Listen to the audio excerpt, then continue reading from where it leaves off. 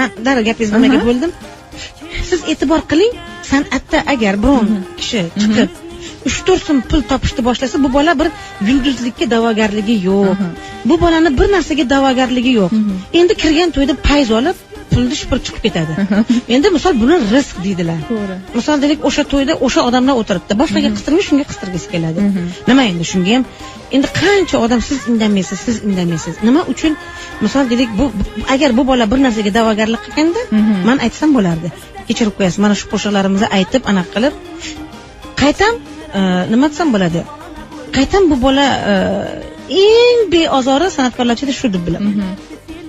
Bir ali orqamdan ig'vo qilgani yo'q, bir kelib ortiqcha oldimga yaqinlashmaydi ham, ortiqcha uzoqlashmaydi ham, lekin kerakida doim xizmatga tayyor. Men juda hurmat qilib yaxshi ko'raman bolani. Lekin kirgan joyda paydo olib chiqib ketdi. Shundan ko'rolmaganidan men shunaqa bildim.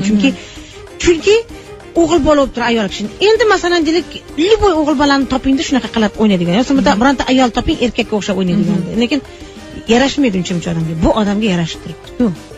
Lekin parodiya qilayotganini bilib turibdi-ku, odamlar bilib turibdi-ku, o'sha mana ashullarni anaqasini qo'yib, fonogrammani qo'yib, ustiga aytayotganini. Bu misol men o'zim aytayapman deyotgan yo'q, boshqa deyotgan yo'q. Oshib halol ko'chada ichyapti, ichaversin, men ruxsat berganman. Shu yuzingizni nima deydi, mimikalarigacha o'xshatadi. Shuni yoningizga kelib o'rgandimi yo shu televizorda ablah, boshqa gapim yo'q. Bu bola ablah.